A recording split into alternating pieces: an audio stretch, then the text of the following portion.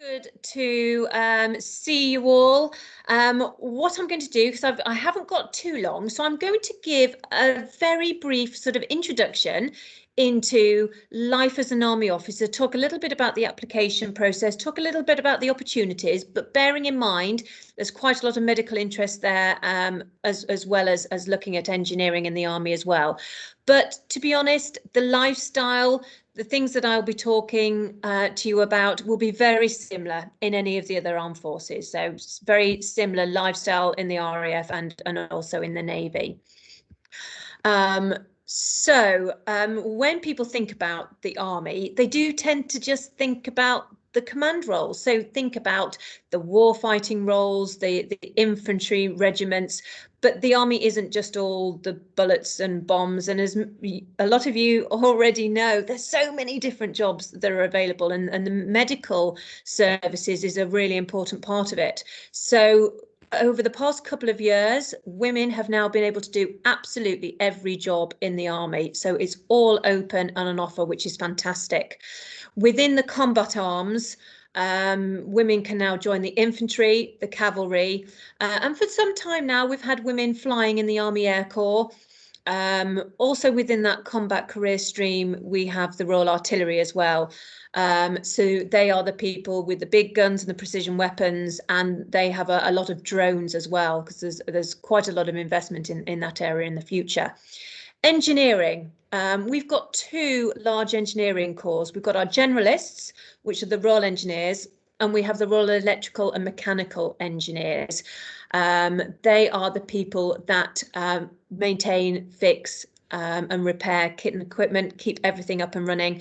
The Royal Engineers, the generalists, they have got a wide role. They do a lot of bomb disposal, construction. They're the people that are out there building the medical hospitals, the camps when we deploy overseas on operations. They prepare routes so that we can get into the battle space. So there's a wide range of jobs there. My corps, I was in the Royal Logistic Corps, and our job was to get everything that was required where it was needed, whether that was people, kit and equipment, providing logistics and support wherever we were deployed around the globe. Like any other big industry, the Army has got a requirement for IT and communication specialists. We ensure that we can speak to each other wherever we are. And we also have our intelligence corps as well. And these are the people that take information that's been gathered by reconnaissance units. They analyse, interpret and extract all the relevant information and brief commanders on the ground to make decisions. So quite an important role there. Again, like any big organisation, we have our own HR and finance experts. And also within that field, we have our educators. Sometimes people don't know that we actually have teachers in the Army, and that's an officer role. You do need a degree to become a teacher in the Army, because we put you through your PGCE. So we will give you that qualification.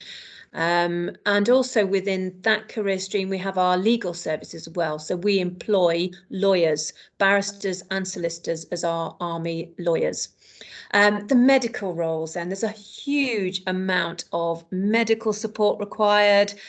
We have doctors, nurses, the vets come within that, the physios, and music and ceremonial. These are the people that you see at royal weddings, out on those state ceremonial occasions.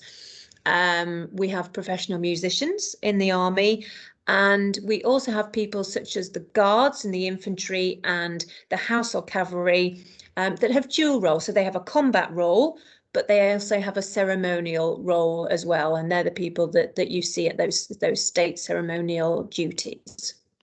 So that was a very, very quick whistle-stop tour through all the different careers that are on offer to you in the Army.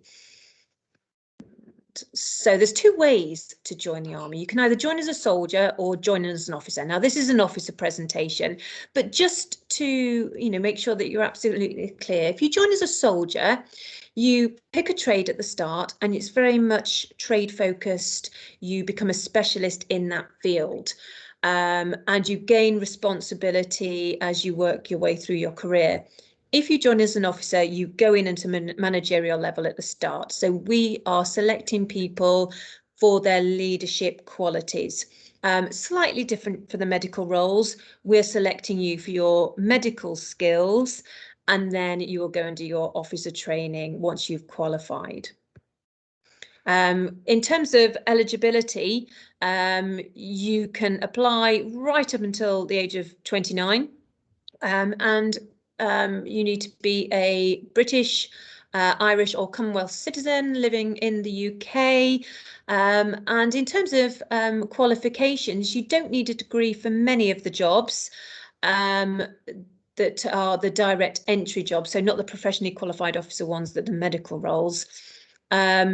Really, we're just looking for GCSEs and A-levels, and it's 35 ALICE points from your top 7 GCSEs. I don't know whether you have seen an ALICE point table before. It's something that you can search up. It's very similar to the points that you get your GCSEs, and 72 UCAS points, that equates to 3 Ds. So that's the basic eligibility that will allow you to put an application in to join the Army as an officer. And this is how you do it. It's all done online. You apply through the Army website. There is a medical process, so we're slightly different to a lot of jobs that you might be going for, because we have a medical process as part of our application. You will have an interview with someone like me who will want to speak to you to understand your motivations for wanting to join the Army.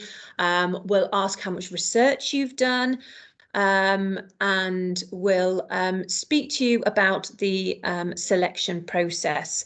And in terms of the Army officer selection, all our selections are held at Westbury in Wiltshire, and it's called the Army Officer Selection Board, and it's split into 2 phases. There's a briefing and a main board.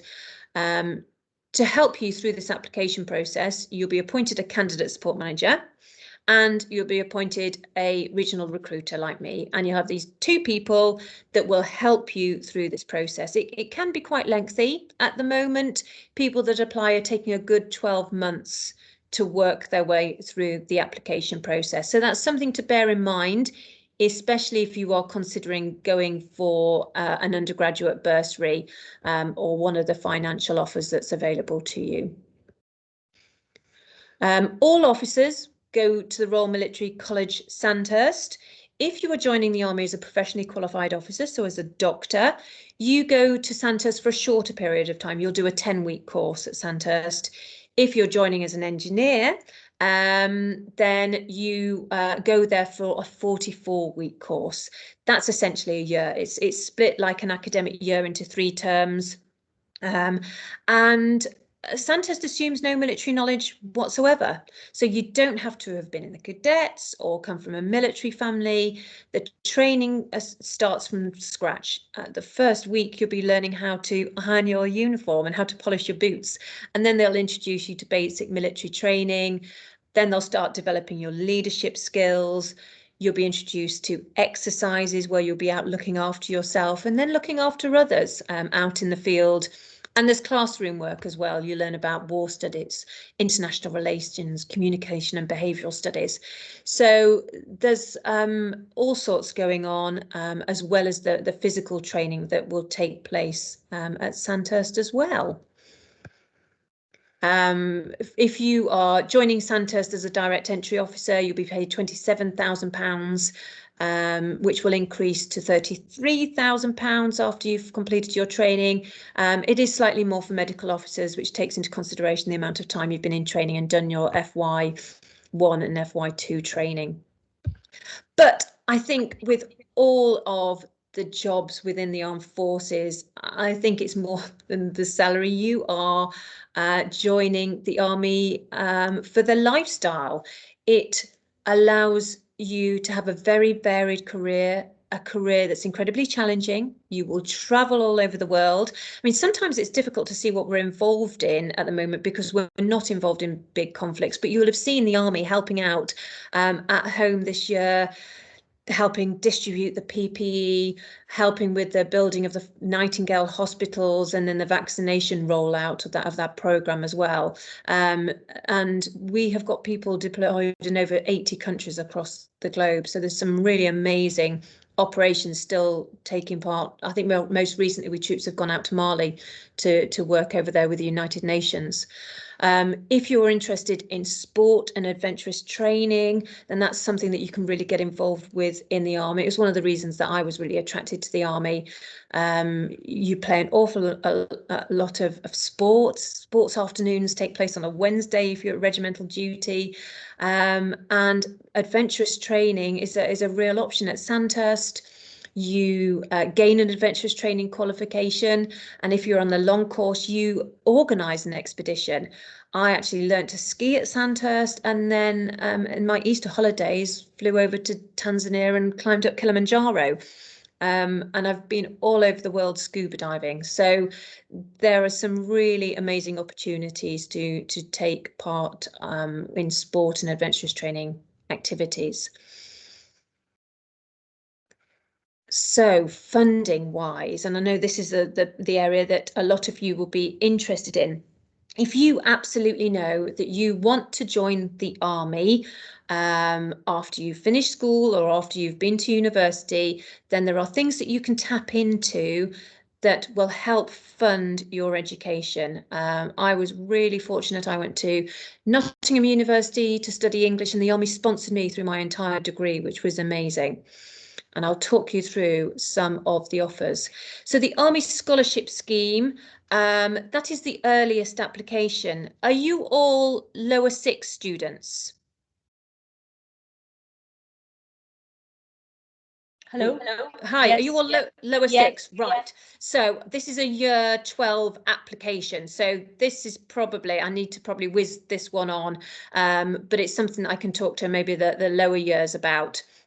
So I'll whiz that on. Let's talk about the bursaries, because these are the ones that probably are right for you. So bursaries, I'll talk about the medical ones first. So if you are interested in joining the Army as a doctor or a dentist, as you can see, there's a huge amount of money up for grabs there. The bursaries are competitive, but if it's something you're thinking about, then now is a good time to start doing a little bit of research into these. The Army, if you are keen to join them as a doctor or dentist, we have a bursary that will offer you £10,000 for your last 3 years of your medical degree. And we will then source your FY1, FY2 training. You'll go to work in one of our Defence Medical Hospital units. And once you have completed your training at Sandhurst, so done that 10-week professionally qualified officer training at Sandhurst, you will then receive a £45,000 lump sum that ultimately covers all your tuition fees. So it's an absolutely incredible package that's on offer to you there. For the veterinary officers, it's £5,000 for the last 3 years, and then the £45,000 lump sum for the 5 years at veterinary school. And nurses, £5,000 again, 3 years with a £27,000 lump sum. So in terms of those medical roles, there's some really incredible sponsorship available. It is very competitive. Could I just ask, sorry, Rose, I can't see physiotherapy up there. Yes, physiotherapy is slightly different. We do not have many physiotherapy roles, unfortunately, and it's one that is really difficult to get into. There's no sponsorship offered because we have so many people that want to be physios in the Army. So in terms of physiotherapy, the route is to get qualified, to gain your qualifications, and then ideally have some NHS experience before then applying to join the Army. So I'm afraid for physiotherapy, there isn't any sponsorship available. Okay. The standard bursaries. So the bursaries on the left-hand side of your screen there, these are for the direct entry roles. So will be for people that like wanting to join the engineers or join the Royal Logistic Corps like me. So I got the standard bursary. So the standard bursary is worth £6,000 over your degree period. So £2,000 a year if you're doing a 3-year degree. But I think the beauty of all of these bursaries is that you have been through the application process, you've been selected, and you ultimately have your place at Sandhurst waiting for you. So it's that job security that's so wonderful. Yes, you're being financially sponsored, but you have that job waiting for you once you've graduated. The technical bursary is for people that are studying a STEM subject and interested in joining one of our technical cores, for example, the engineers. The enhanced bursary, this is a fairly recent bursary for people with high academic attainment. So if you have received an A and 2 Bs at A level and are on track for a 2-1 at university in your degree, you could apply for one of the enhanced bursaries that's £6,000 a year with a £6,000 lump sum when you pass out from Sandhurst. So there's plenty of financial support that's available.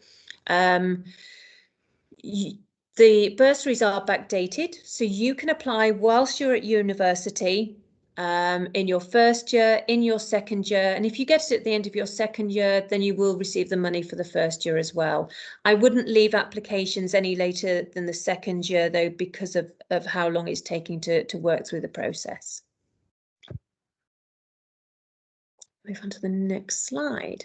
So this is exactly what happens. You're a student at university. You gain your bursary, become a bursar, and you go to Sandhurst as an officer cadet. That place is waiting for you. Now, if you are thinking about the army, but not sure whether to commit to it, not sure whether it is the right role for you, then we have a programme called the Army Officer Internship. It was the Army Gap Year scheme, but it's been extended out. You can apply for the Army Internship for the year between leaving school and going off to university. Whilst you are at university, some degree courses offer a year in industry, or you could apply in the 2 years following graduation. So we've just extended the scheme out, and it's quite a great offer. You go through our application process, and if you are selected and successful, you'll be attached to a regular unit for 12 months. We will pay you during that period of time. You'll receive a wage of £18,000. And our job is to make sure that you have a really good time. You don't deploy on operations, but hopefully you will experience training. You will gain some really valuable leadership experience. At the very start of your commitment, you would go to Sandhurst. You do the Reserve Officers Commissioning course, which is 8 weeks. And so you actually gain a commission. You become a reserve second lieutenant, which means that ultimately you could go and command soldiers at a regiment. What normally would happen is that the commanding officer would allow you to perhaps shadow one of the troop or platoon commanders until they feel that you are ready to take on that leadership position. Hopefully during that year you will go off and do some fabulous sport and adventurous training. One of my candidates last year went out to Cyprus. He went out there with 1 PWRR, an infantry regiment, and he spent his whole year in Cyprus having an absolute whale of a time. The beauty of this is, after that year, there is absolutely no commitment for you to join the army. It really is a chance for you to experience life in the army and decide whether it is a future career for you. If you think that, yes, after you've been to university, it's something that you want to do, then that place is waiting for you at Sandhurst because you've passed our selection centre. If not, then you take that experience, you take the money that you've earned that year, and you go off and enjoy experience, enjoy university or a completely different career. That's it. Whistle stop tour. Has anyone got any questions? Yes, Annabelle.